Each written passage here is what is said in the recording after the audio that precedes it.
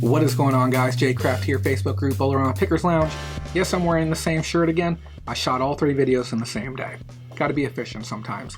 Guys, today's video, we're going to talk about one of the most important topics regarding coronavirus and how it's going to affect you as a reseller.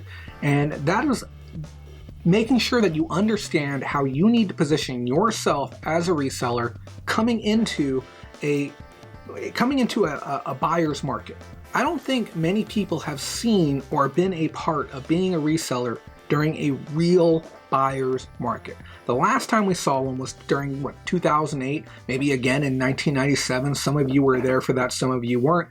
But the market was very, very soft when it came to things like collectible goods. And that's the big thing that I want to touch base on here. Yesterday's video, and even the last 2 videos, if you haven't seen them, go see them. I'll put a card up on screen for you. The last 2 videos, we talked about the financial implications as well as being prepared for a situation like this as a reseller. And this is the most important one. A lot of people don't understand what is going to happen to a whole host of different collectors markets. We're not talking just your standard typical collector's goods. We're not talking just comics and coins and trading cards. We're talking the full gamut of collectibles across the board. Vinyl figures, Pokemon everything, Yu-Gi-Oh everything, Magic the Gathering, all sports cards, any type of collectible category you can think of where people invest money to be able to have things under the belief that those things are worth something and that someday they may be able to sell them for a profit or pass them down to another child or anything. All of these markets are going to be negatively affected by what's happening right now. We're already seeing it for the first time here in California, and probably over a year, I saw gas under $3 a gallon. I know for a lot of you over on the East Coast, you're like, holy cow, that's not a big deal. Okay, I know you've seen gas in your area fall as well. I expect gas to fall to under $2 a gallon here, which is a massive reduction. I expect to see housing prices start to drop, and I expect to see a surplus of all goods coming to the market. And let me explain to you why. Okay, let's just take Joe Blow here for a moment. Joe Blow works his typical 8-to-5 job. He has a beautiful wife and he has 2 children. They live comfortably, but basically check to check. They may have maybe $4,000 or $5,000 in the bank. Maybe this sounds like you. Are you Joe? Maybe you're Joe's mama. Maybe you're one of the 2. If you're in that type of position, and then all of a sudden you're told you can't work for 30 days. Okay, whether your business is choosing not to have employees come in, whether they're dialing back hours during this situation, or if the government steps in and says nobody's going to be allowed to go out, you're not going to be able to go out and do your job. Let's say you're Joe now. Your savings is going to last you a month, maybe 2 months if you did a little bit of preparation beforehand. What if things aren't better by then? Let's just look at just the first 30 days. You're 2 weeks into this. You've gone through $2,000 of your money. You have $2,000 left and you have 2 hungry kids and a hungry wife. What is going to be the first thing that you're going to look at as far as getting rid of to free up some extra money? Number one thing most people are going to look at is that extra car. But you know what? You're not as fortunate as most people. You don't have an extra car in the driveway. I don't have an extra car in the driveway. So what's going to be next? Collectible goods.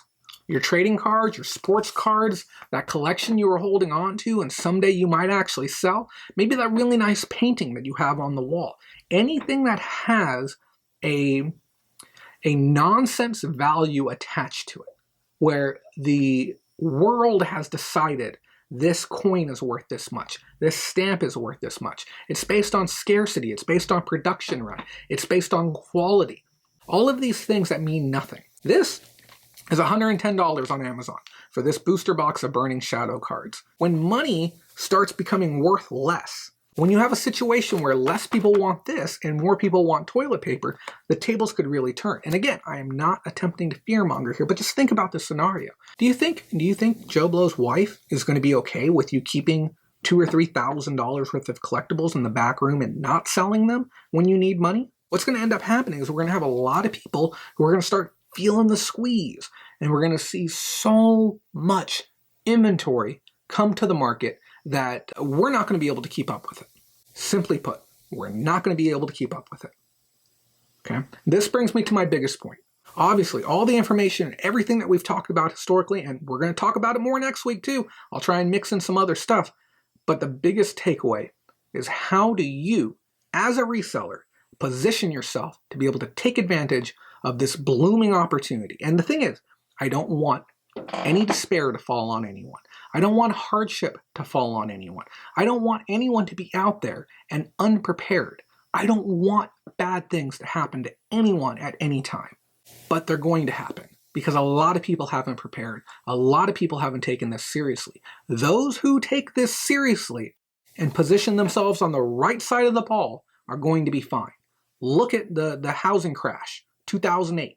The agents who positioned themselves correctly and realized the situation, what was going on, and they waited to the precise time to start their strike and to be able to scoop up houses cheaply, absolute massive multimillionaires now. Those who did it correctly. The same thing could potentially happen right now. Your entire year could be made or broken by this event, and no one seems to grasp the massivity of it. That being said, guys, we're gonna continue this discussion. It's gonna be fun. I'll change my shirt for the next one. It'll be a good time. And I know it's a somber subject, but we are professional resellers. Our job is to buy goods and turn a profit. Your buy rate can be whatever the heck you want. So if you feel bad and you say, man, I feel bad that Joe has to sell his booster box that's worth $110, okay? You can make the decision. Do you want to give him $110 or do you want to give him $10? You can make that call, or you can let the market decide for you. If 10,000 people list up their private holdings of trading cards, these things are going to plummet. What side of the ball do you want to be on? Okay? Do you want to be on the side of the ball of the person who sold them out early to try and recoup some money? Do you want to be the person who sold them at the cheapest price? Or do you want to be the person who bought them at the cheapest price because you had the money and the foresight, and then you sold them at the top price? It's your call, guys. It's up to you. So if you want to be a good person, ethical, and you want to pay $110 each on them, I'm not going to stop you. Okay? But if you want to become filthy rich because you timed this correctly and you had a little bit of extra spend money because you were prepared for an event like this, I'm your guy. Okay? And I'm going to be buying absolute tons of stuff. If you want to watch it, you know what to do. Hit that subscribe button. I'll see you guys next week. Have a great day.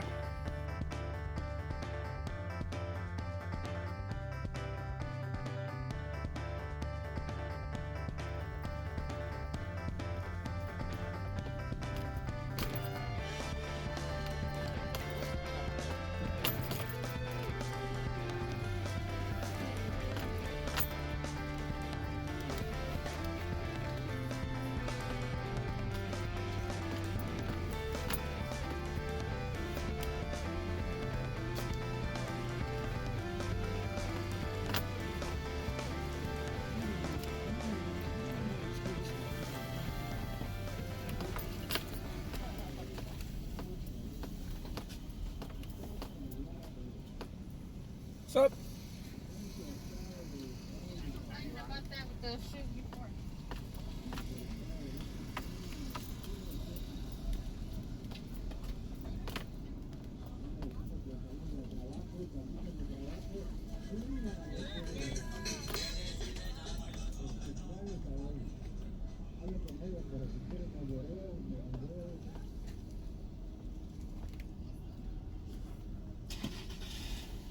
Thank you.